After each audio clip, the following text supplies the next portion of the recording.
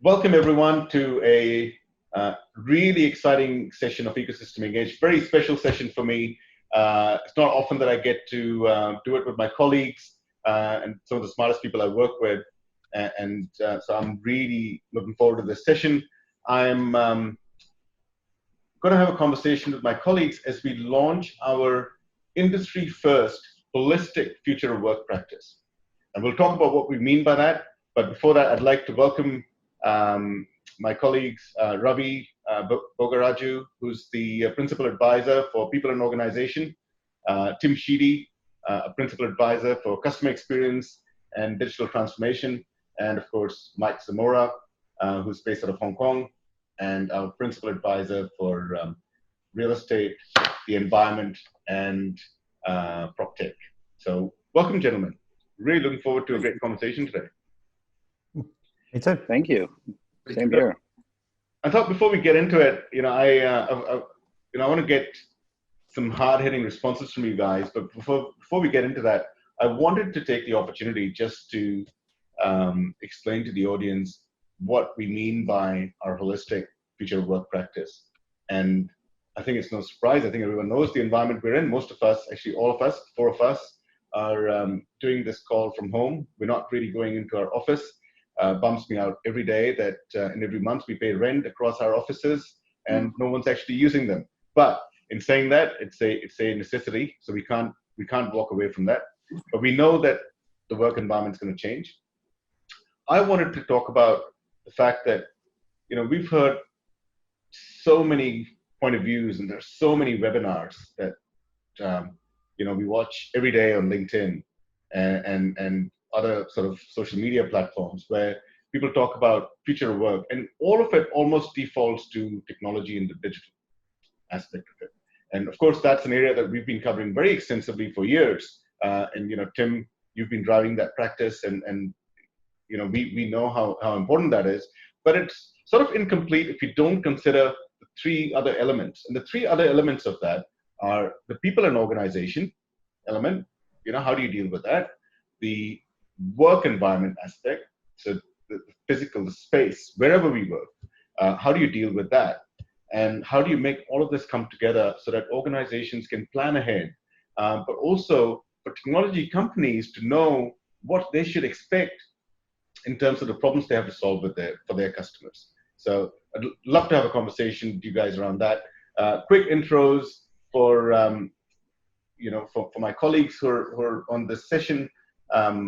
Tim Sheedy, most of you would be familiar with Tim Sheedy, but if you're not, Tim Sheedy, long-term analyst, as we were discussing yesterday, this is Tim's 26th year as an analyst. So we forgot to celebrate Tim's 25th last year, so Tim will make up for that. But long-term analyst, having worked with some of the leading analyst firms, driving research across areas such as telecoms, mobility in his early days, and then in recent times, more focused on digital transformation, automation, AI, and customer experience. Joined by Ravi, who's our principal advisor for people and organization. Great addition, Ravi, and I'm so privileged to work with someone who's been a global HR leader across some of the biggest organizations in the world. Very passionate about this theme and topic, and has already been seamlessly plugging away into pushing out lots of content and his point of views through our blogs and reports. So really looking forward to the conversation there. And then, of course, Mike Zamora, who's Mike is an architect by qualification in his early days. So he understands quite a few things about real estate. He knows how to build buildings. I know, Mike, you don't talk enough about it, but also privileged because Mike is an MBA from Harvard. And there's not many people I get to work with who've been there, so I always take a lot of pride in that. But of course, Mike has been at the coalface of corporate real estate for decades, having been across the entire value chain of corporate real estate. And in some of his recent roles, especially the one at Cisco, Mike, that was a stint for about 15 years at Cisco, where you led Cisco's real estate across Asia Pacific. And I have to say, I have a lot of respect for what Cisco did around the whole remote working, as an early proponent of that, of those technologies, and they built some of the smartest offices in the early days when most offices were very basic, and the smartest thing you had was a fingerprint, thumbprint sort of biometric scanning facility in buildings. But Cisco had a lot more. So you've obviously been across that. So I'm very confident we're going to bring a lot of value to our viewers and our customers and users on the Ecosystem platform to be able to harness the power of these three aspects of the future of work that we bring to them. So welcome again, and I'm now going to get into it. But I did want to take the opportunity, as this is our formal launch month for our future of work practice, and so really looking forward to it. So Ravi, let me start with you, right? I mean, I have maintained for months, as through the various conversations I've had with global leaders, that what we've been facing in the last few months is through the pandemic crisis is not a economic crisis. Rather, it's first and foremost a humanitarian crisis. And the economic crisis is a fallout of the humanitarian crisis. And what that means is that the biggest impact of everything that's going on, of course, is around people. Whether it be, our teams, whether it be our customers, our partners, and of course our families and friends. There's impact that we're seeing everywhere. So I guess from an organizational perspective, I wanted to start with what are some of the key trends we're seeing in that people and organization space that's helping businesses deal better in this environment. Well, I think it would be, it's a pleasure to be here. And I think it would be very right that the way you've described it, it's predominantly a humanitarian issue or a humanitarian crisis first, which is now having an economic fallout. The ILO has got some reports out there which are showing that 93% of the workforce in different countries is either at home or has had massive changes to the way they work.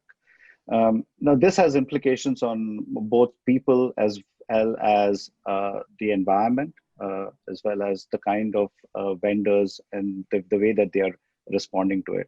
I think the initial phase was just a big coping phase, and there's a lot of work that was done at that point in time just to get guys working from home. And I think the companies and the vendors have done a fantastic job in just being able to enable the overnight shift from being working in offices to just being at home. Now, this over a period of time has shown us that there's been quite distinct shifts that we are seeing going on. So in the initial stages, people were quite happy. They didn't have to commute, and they said, yeah, it's working quite well. But what we've found, and the Harvard study shows this quite clearly, is that not only do the ways of working change drastically, it's the pattern of working that's changing quite drastically as well. Meetings are becoming shorter, more intense. The number of meetings have gone up. The working hours have gone up in a day. And that's over a period of all these months, is creating a fair bit of stress in the system. People have had to work with families, with health issues, with wellness issues. And so now, as we move from slowly just coping to now reopening workplaces or whatever that might look like, the care that the organizations are showing towards their employees is now evolving as well. So now it's really evolving from, I just need to make people work at home, to what do I need to do to maintain productivity? How can I make this better? How can I address the concerns of security, of safety, of jobs? I think this is where sort of the adapting is now evolving into more care and ongoing engagement with the workforce. No, absolutely. I couldn't agree more. And with that, I actually want to take a question. I know, Tim, you've got a lot of views around people and organization as well, and you've been doing a lot of research around employee experience. But I actually wanted to start off first with just the circumstances we're in and how we deal with it. So just for technology teams, how are they managing to transition to this digital workplace? And I guess, are we going to see a more hybrid work environment? And what's the role of technology going to be in that? Look, I think first, we already are seeing a more hybrid work environment. I know here in Australia, across the pond in New Zealand, and across the rest of the Asia Pacific region, there's been some pretty significant changes to the way people have been working. The IT team has been at the core of a lot of those changes that's going on. It is interesting. I'm actually going to step back for a second before I answer that question. And talk about how, I guess, expand on what Ravi was saying about productivity, right? That there's a lot of good academic research that actually shows that a great employee experience is driven by a productive employee, right? And that's, the academic research talks about this state of flow, and that, you put your head down, you get your work done, and, you feel great at the end of the day having achieved a lot, right? And IT teams have always put themselves at the core of that, right? Going, we're helping with productivity, which to many extents they are. But when you actually ask the information workers, what's the biggest factor that stops you being productive? And they all say, number one is consistently technology, right? So the IT teams actually have a really important role in not just driving a great, productive employee, but driving that whole employee experience to help keep people productive and understanding that, well, employee experience is important. We want to take care of our employees, but remember, this is all about customer experience. Let's not, you got to keep your eyes on the prize, and ultimately it's about driving great customer experience so people come back and spend more or vote you back in if you're a government, et cetera, right? So that's what it's all about. And so, and this is where sort of coming back to that question, Amit, about what have IT teams been doing, I guess, to try to keep people productive, right? And we've got some really good data actually from our Business Pulse study, sort of particularly talking about what organizations in Asia are doing. And, I think so I was just pulling up some of the data now, around 47% have been focused around cybersecurity. And security has two things, right? We want to keep our businesses and our customers secure, but there's also a productivity element to that, right? That an employee actually doesn't feel secure unless, feel productive unless they actually feel secure, right? So there's that important piece. Around 40% of businesses in Asia have actually just enabled remote working, right? And I look at that and go, that means 40% of businesses in Asia didn't enable remote working, didn't allow remote working, right? So it's been a big change, but the things they've been doing, initially was obviously VPNs and laptops and et cetera. Now they're rethinking about this hybrid workplace. Whereas in the early days, we were throwing resources at our IT help desk. Now they're rethinking that, going, well, we need people to self-service. We need people to get the best, most productive outcome regardless of their location, right? So let's make sure that we're automating a lot of the IT fixes that are going on, for example. So there's a big focus on automation within IT teams to be able to do this. There's a refocus on collaboration. There's an interesting shift in dynamics has changed where, pre-pandemic it was people in the office were, first-class citizens and people out of the office were second-class citizens, right? When there were 6 people on a call and 6 people in a meeting room, those 6 people on that one teleconference were often treated as 1 or sometimes even 0, right? Now, as we go back into the office, and an interesting phenomenon is everyone's going in, getting their laptop, docking it, closing it, and suddenly the camera's gone, right? There's no more video for that person sitting in the office, and suddenly people sitting in meeting rooms and in the office are now second-class citizens, and the ones at home are the first-class citizens, right? So we've seen this shift. So this is this dynamic that IT teams are trying to come to terms with at the moment. How do we blend these two hybrid these two workplaces and make the most of the office environment with all the benefits of the home environment? And look, there's a whole bunch of tactical things organizations are going through, and we're helping organizations. So some of the things I've already been doing just in this technology piece of our future work practices, helping them understand what they need to do in this space. But yeah, there is this bigger strategic initiative going on of, how important is the cloud going to be in driving this productivity of our teams? What is the future application strategy look like now that we have people working from all these different locations?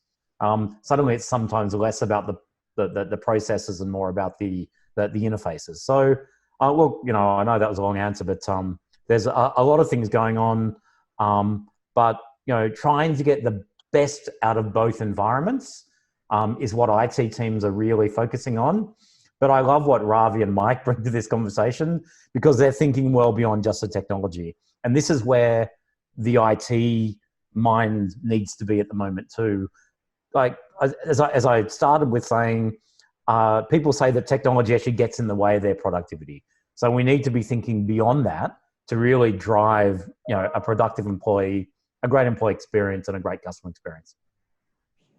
Tim, I'd like to just, Amit, can I just jump in here real quick? Please. I wanted to make, I think, Tim, what you said around the hybrid setup is so true. I think one of the things that we're also finding on the people side is that the workforce model is going to become far more hybrid.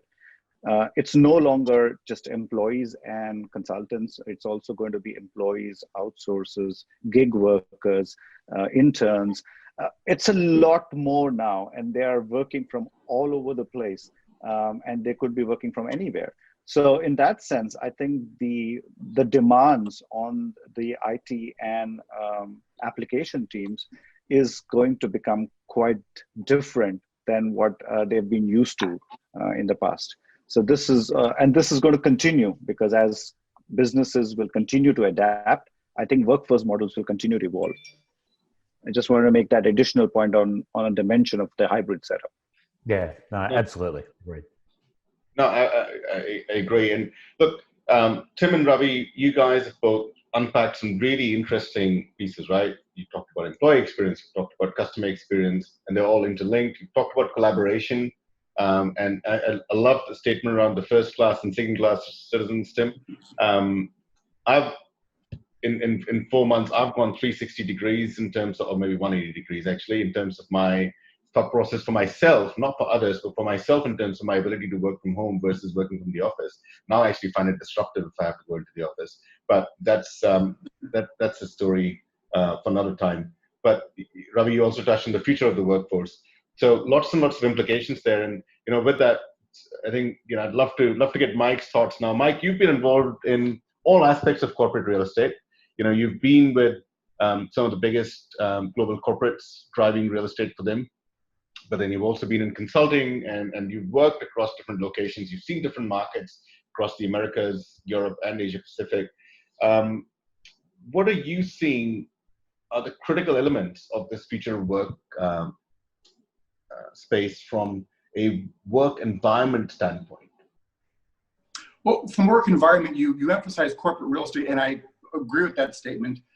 That's where I've done a lot of my work. I've also done work on the commercial real estate side. And I bring that up because those are the two components where it's blending, or there's maybe a better word is to say it's blurring between the two. Now, just a quick distinction is that commercial real estate is going to be the developers, the investors, the real estate funds. They're basically looking at revenue opportunities because they're very commercial about it. Corporate real estate is kind of what we've been talking about there, where you end up, having to address employees' needs. It's all about business productivity in that area. And so within there on the commercial side, it's going to be, how do I then add value to attract those corporates in the way of making the building work for the occupant on that one? And a really good example for that would be WeWork on that one. WeWork was really good because they developed an app which is almost a combination of Facebook, LinkedIn, and WhatsApp. And so if you were then one of their clients, they call them members, you then had access to all of the WeWork portfolio, the members around the world, to the point where when you left WeWork, that stickiness, many people didn't want to leave because they then lost access to that application for that one. So that's one way where a commercial real estate player kind of then added value to the corporate aspect of it. Now, going directly to the corporate aspect of it, that's going to be in essence, kind of how the employees do their work, as has been talked about by Ravi and by Tim too, in being that productive, being in that collaboration aspect of it on it. Extremely important for that collaboration, and it is changing a little bit, but the key part there is relative to corporate real estate is really understanding what the corporation does. As I like to say, and it's very controversial when I talk in corporate real estate circles, is that corporate real estate is not the driver, it's kind of the output, the end piece. What is the driver for corporate real estate is the corporation and understanding what that corporation does. And so the way I describe it to people is that from a corporation, it can be described very easily kind of as almost 4 verticals and 1 group of horizontals.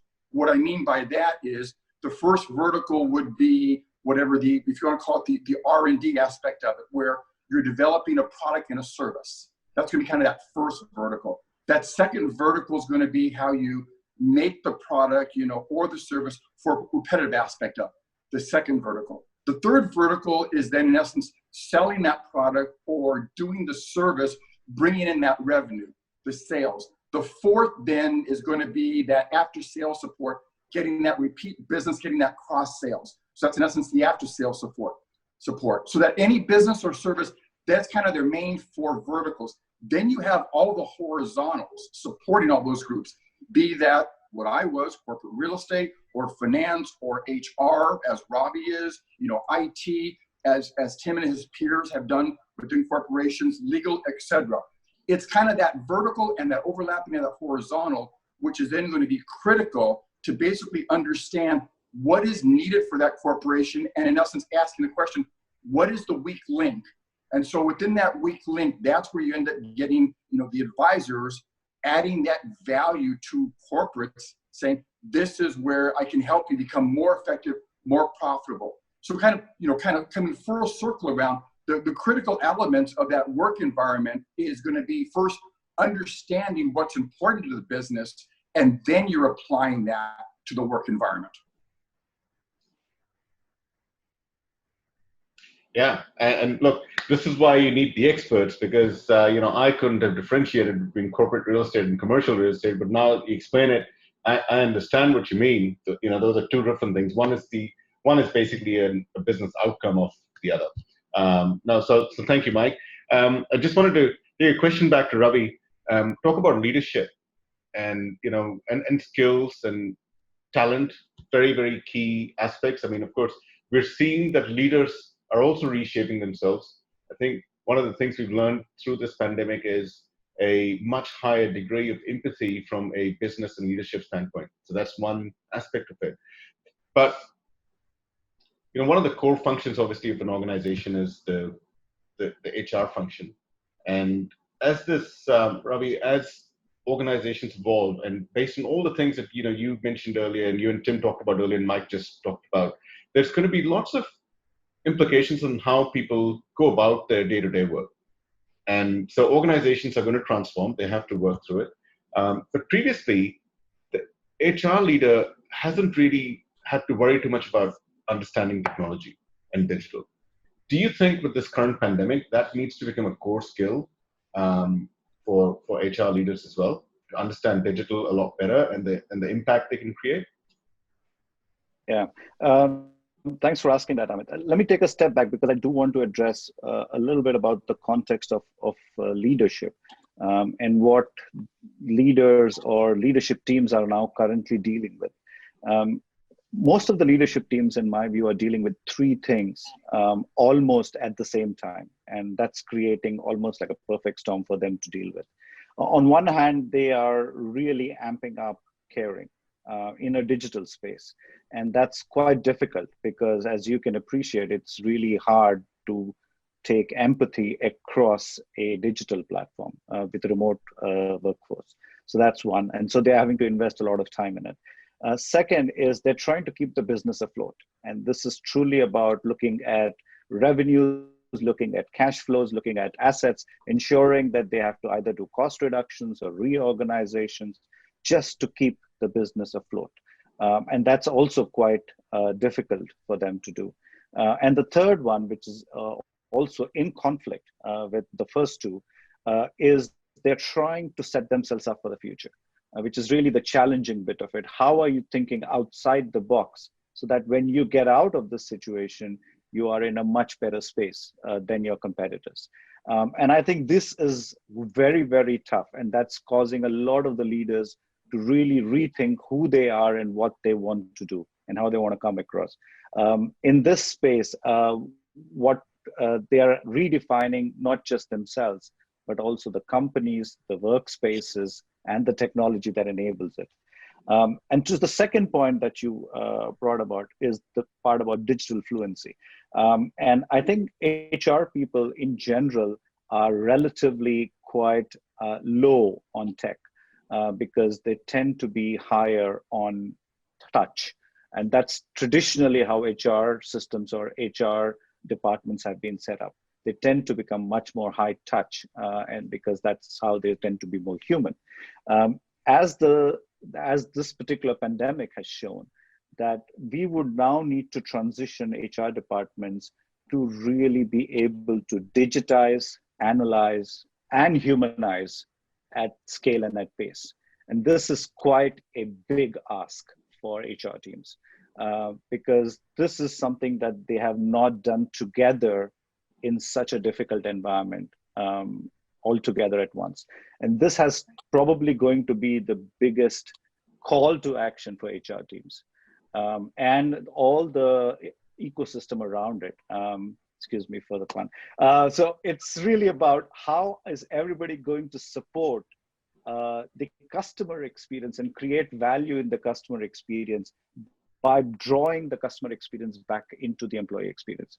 And I think this is going to be through a digital platform, through hardcore HR analytics, and not losing the human touch and empathy at the same time. So it's going to be quite an interesting space to continue to engage in with the employees. So just around that, I wanted to take a question back to Mike. Mike, I was just taking some notes earlier. So obviously, I wanted to unpack a little bit more around the business transformation that's going to take place. And, why does the work environment still matter so much to a business? I wanted to get into that a little bit because obviously there's lots of talk about, it's going to be hybrid. People are still debating whether they'll go back into the office, they'll not. And but in general, I'd love to get your thoughts on why that work environment, why does it matter to the business?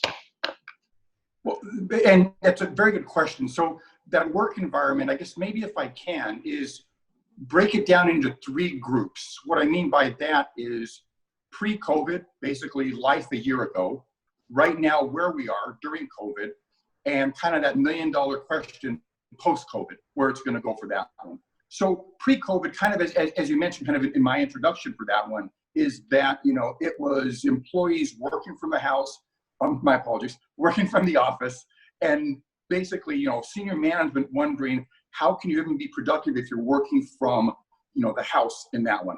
A lot of companies, technology ones, company I used to work for, Cisco and others, and even financial companies understood that there is that benefit of combination of working at the office and at the house. And kind of as Ravi had talked about, it starts to kind of just give that flexibility and give them the ability to be a lot more productive. It's a work-life balance aspect of it. So it was kind of pre-COVID. And a lot of companies kind of, understood that one. We then have during COVID, kind of where we are right now, and almost instantly, almost overnight, I guess I'll call it within a couple of weeks, you saw large corporations realizing have no choice, have to have people work from the house and we'll make it figured out. So, basically Tim's peers around the world are then frantically trying to figure out, how do I get connectivity to all these people for that? There are a lot of companies, and I'll kind of go back to the technology ones, who realize not that much of an issue because we lived through it. During SARS back in 2002, I was living here working for a technology company, and Well, SARS was a bad thing, as is COVID. I do not want to discount that one on that.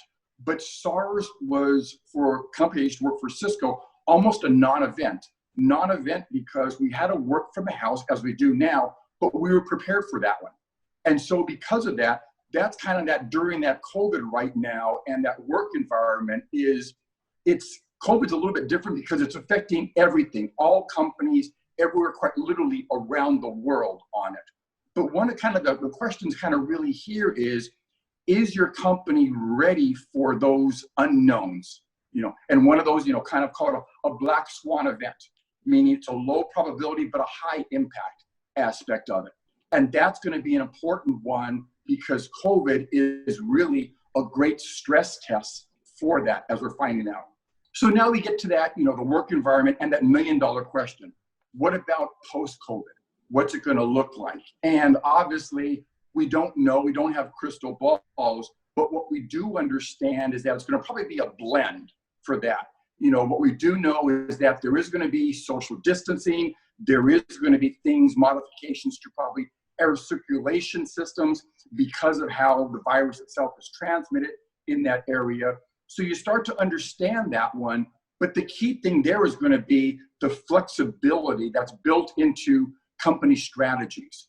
And when I say that flexibility, I mean it, kind of based in two areas, the business strategy and the work environment strategy. So from a business strategy, it's going to be, that goal, that vision, kind of understanding for companies. What I like to say is, what problem or issue are you trying to solve or address? And obviously, within the organization that we have right here, Ecosystem, a lot of great people able to resolve that at the business strategy level. So I won't go into that in more detail. But then we get into the work environment aspect of it. And so within the work environment, you're able to kind of build in that flexibility in two areas. One's going to be the physical aspect of it, be it the lease or the ownership structure. The other one is then going to be in the design of the space for that one. So in the lease ownership aspect of it, more the leasing side, it's going to be is what options do you have out there? Expand, contract, early termination, etc. for that one. And one of the things that I tell a lot of my clients is you have to understand for options, there might be a cost to it, but there's only a cost if you exercise the option. Now you're going to exercise the option when it's mission critical and it's extremely important to the company. And that cost to exercise is going to seem very nominal to be able to get that flexibility in there. So then the other one's going to be kind of in that design, that use. And that's something that has been evolving for the past 15, 20 years. I've been very lucky within my career working for companies like that, where we have been trying to get that flexibility in there in that space. And that flexibility is then going to allow the employees, the company, to be able to be a lot more agile and to adjust. Because 5 years from now, it's safe to say that we're not going to really understand or know 5 years from now what an employee is doing, how they're going to perform, what work they're going to be doing within that area, what's going to be required. And because of that one, you build that flexibility because a lot of people forget, aside from the CFO, that real estate space is the second largest cost on your operating statement. So the fact you have to kind of keep putting capital expenditure to keep adjusting along the way, tells a person, what, if I can build flexibility into this one, I can then minimize that spend on the environment aspect of it. So that's kind of really kind of, that important aspect of it, kind of the critical aspect as to, why the work environment does really matter going through a business transformation. Yeah, and thank you for that, Mike. I know we're going to have a separate session with you on prop tech, but I did want to touch on just in relation to the current pandemic, and if we're actually going to see sensors play a much become mainstay in buildings going forward in terms of monitoring and track and trace temperatures and footfall in buildings to maintain social distancing. Do you see some of those trends becoming mainstay? It is. You start seeing a lot more of that, a lot more than you saw pre-COVID because of it.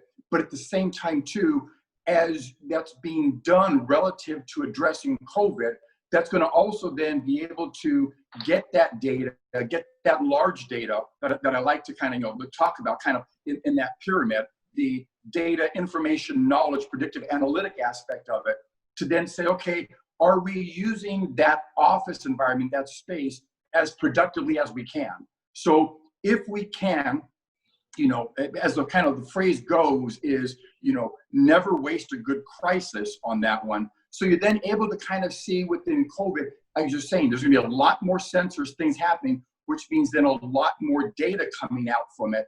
And then with that data, you can start assessing things beyond just the obvious, the health aspects of COVID. It's going to be, can I more effectively use that space, which is an expensive aspect of it. So yes, the prop tech aspect will kind of just almost go on steroids because of what's happening from a COVID perspective. Right. Now, look, I'm gonna try and wrap up in a few minutes. But just a question for Tim. While he was talking, he talked about productivity, taking notes. We talked about work-life balance, talked about collaboration. Now, obviously, we know the lifeline of a business or innovation is collaboration, right? So, Tim, just some thoughts. I know you touched on it earlier, but maybe getting your perspectives on how businesses can improve their approach to collaboration. I mean, how should they be thinking of it differently? So I think too many of the IT teams that I work with, and even the the business leaders too, think of collaboration as a piece of software or a piece of technology. Some of them even think it as a process, right? And collaboration isn't any of those things. Collaboration is a business capability, right? There are businesses who collaborate really effectively, and they do that because they try hard to do it, because they actually understand the benefits that collaboration bring to, as you say, driving innovation, better, faster customer outcomes. The perfect example is sales team need to get a proposal together by the end of the week, and it takes them 2-3 weeks to get it together because all the versioning issues of sending emails back and forth, different time zones, etc. So a lot of IT teams go and put in Teams or other tools, etc. And go, we can collaborate now. And you're going, no, that's just a tool that enables collaboration. You still have to fix the core problem. And the core problem is a business problem or a customer problem, right? So interestingly, the businesses I see that do collaboration well, think of it that way.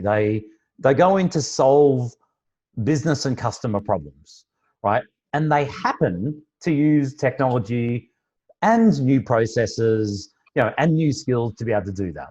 Right, so let's take that sales example again. Maybe using some sort of portal and a chat capability and a video capability is important in solving that. But maybe there's some process bit. Maybe there's a tool that can actually help to automate some of that, proposal creation, for example. And that tool has nothing to do with collaboration, right? But this is a tool that's helping to solve a business problem, right?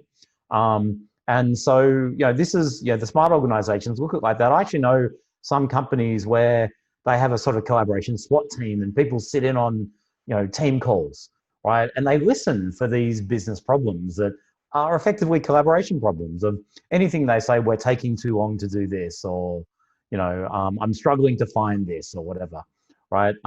Because, again, our old approach to collaboration would hear, I'm struggling to find this. Oh, well, okay, I'll give you a chat tool to go and reach out to that person.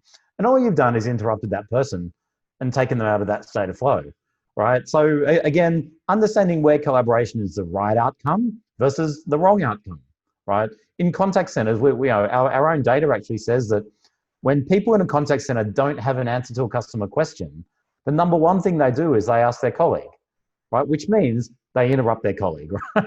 So again, we need to rethink where collaboration sits in a business. And this is where, Ravi, I'd like to see HR teams, more heavily involved in this thinking, right? In trying to drive a more human, I guess, approach, right? And just think of technology as a tool versus the outcome. Because again, too many businesses and IT teams think of technology as the outcome versus something that helps them get there. I agree with you, Tim. I think it's really critical, and that's what I love about this practice, is because we really start to see the connects, and we really start to see how each of us can bring value together rather than in our own spaces. So this is one of the things that I really love about working with this practice. Well, actually, and I even know a situation, Mike, where an organization redesigned their offices so there weren't any straight lines in their office. So you couldn't, and the idea of that was that we need people to be working together whether they like each other or not, right? And whereas if you're, if there's someone that you probably know you should be working with for a particular project, driving a particular outcome, and you see them walking towards you 15 meters away, you do that, I'm going to duck into this meeting room, right? Or etc. So they've purposely designed their offices so to force these accidental bumping into each other's, right? To stop people avoiding, each other in corridors, etc. I thought it's a small thing, right? But it's a smart use of space, right? To make sure that people don't use space to actually work against the goals of the company. And you're right. It's those accidental kind of interactions, which really, as you start to understand the collaboration, is really where the collaboration starts to happen for that. It's not the formal ones. It's those informal because, I was thinking about this. And so what do you think? And it starts going from there. It starts kind of snowballing to a much, better collaboration, a much better solution. Completely agree with you. Yeah. Well, and interestingly, I'll just follow up on that. That's where IT team should come in to be capturing those and assisting those informal collaborations, capturing the data around them. I know a large mobile manufacturer that isn't anymore. You used to talk about one of their big challenges of the business is every decision got made in the corridor. Right? There'd be a meeting about something, and then in the corridor afterwards, they go, "Oh, we're not going to do that. We're going to do this instead." Right? And this is where there'd be a way of better capturing and facilitating those informal interactions to make sure that they're, again, working for the company, not against it. Right. Yeah. No, look, really valid point. Tim, just as a last question, we hear all sorts of things in the market. Obviously, we've got our sort of COVID research that's showing us new trends every day. It's live in real time. But one of the things that we hear anecdotally, and some of the data supports it, is that businesses are taking much shorter period of time to implement technology solutions. Things that would take them a lot longer to make decisions, they're making much more quicker now, which is kind of ironic because at the same time, companies are in a tight spot in terms of not being able to plan forward too well. But for technology providers, there's an opportunity, right? So what's the message that you would have for technology providers in general in terms of how they can help support their customers get through this, and not just get through this to survive, but actually get through this and actually reshape themselves to be much better prepared going forward? So first of all, I see a lot of technology providers have future work practices, right? Sometimes it's not much more than a few cameras and screens for a meeting room, right? And maybe a bit of furniture. Sometimes it's a virtual desktop and doesn't really go beyond that. I guess first of all, they actually need to be thinking more holistically. The more time I spend with Ravi and Mike, the more I see that, I've only been looking down a tunnel at this sort of digital workplace, and there's so much more involved, right? So whether that's through partnerships, the use of ecosystems, et cetera, to be able to bring that broader approach to be able to, focus on solving business problems. I guess, but when it comes like tactically, a specific thing I think technology companies should be working with their customers on today is their application modernization strategy. It's all changed, right? I mentioned early on that this idea that is more of a focus on the interface instead of the processes, right? It's more of a focus on keeping people productive versus, making a process 5% better. Because if they're not productive in the first place, then that process is useless. So I'm seeing a big rethink of application strategies in businesses as they start to focus more on, a big, resurfacing of mobile as a mobile first as a refreshed approach. Remember, we all talked mobile first in business about 8 years ago, and then we forgot as we chased after the customer and built mobile apps for them, but gave our employees these rubbish desktop applications that required the human integration of a huge amount of copy paste, right?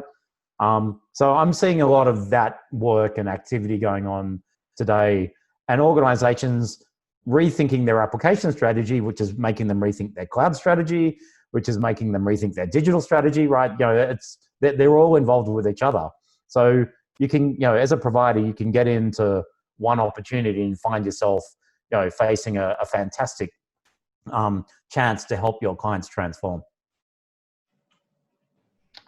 Yeah, no, fantastic. As we wrap up, Ravi and Mike, I mean, do you have any thoughts? I mean, you've dealt with different types of, you've been different type of stakeholder in an organization, and so any thoughts or pointers for our technology providers?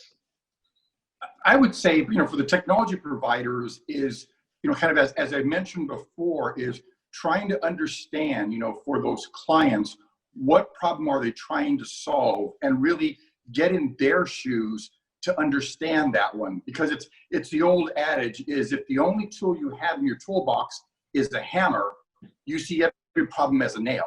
But if in that toolbox you have a lot more tools, then you're able to, solve a lot more problems. And that's really what you have out there with corporations is they need the help, they want that help, but at the same time too, you have to be able to provide the help that they're looking for. And it can't just be a generic solution. Yeah. I loved your analogy with the tools, very relevant to the physical environment. Sorry. Yeah, Ravi, you were saying something. Yeah. No, I think I wanted to bring two perspectives for the providers. I think one, as businesses recover, they are going to see a lot more emphasis on trust. And I think trust and safety is going to become a big thing in terms of how businesses are going to interact both within the physical space, within the IT infrastructure, as well as the psychological states of employees' experience. And probably even taking it further, it's going to become a key part of how customers tend to trust us to deliver something. So I think that safety bit is going to become a very key part of the overall take. And I think they need to think about it holistically rather than not just from a point of view. The second perspective I want to bring is about agility. And I think a lot of companies are going to be spending a lot more time on trying to cope and come up with solutions.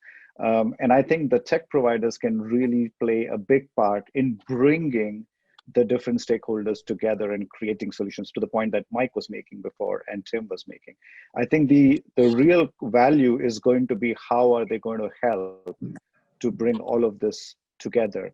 And the HR teams in turn have a fantastic opportunity to get in on this burning platform and transform with the help of workplace teams, with the help of IT teams, business teams, and their providers to be able to deliver a renewed sense of EX leading to a better CX. So that's sort of the space that I think that the tech providers need to keep their eye on. No, thank you so much. And gentlemen, I really want to thank you guys for your perspectives. I'm so thrilled with the launch of our holistic future of work practice. I genuinely believe that we have an opportunity to help the market and our customers, cut through the noise around all of this stuff, because, we're all overwhelmed with webinars and so on. So hopefully we'll be able to help shape some of that thinking and help our customers. So thank you very much. Enjoy the rest of your day, and please stay tuned for upcoming sessions. We do follow our future of work practice. There is going to be a lot that's going to come around in various shapes and forms. There's a lot of data, a lot of research, blogs, podcasts, and content that'll be useful for decision making. But not just covering the digital aspect of the future of work, but then the people and organization aspect and the work environment, and how all three of these come together to actually form the future of work for business holistically. So thank you very much. Stay tuned, and thank you so much, gentlemen, for your time. Thank Thank you. you. Thank you.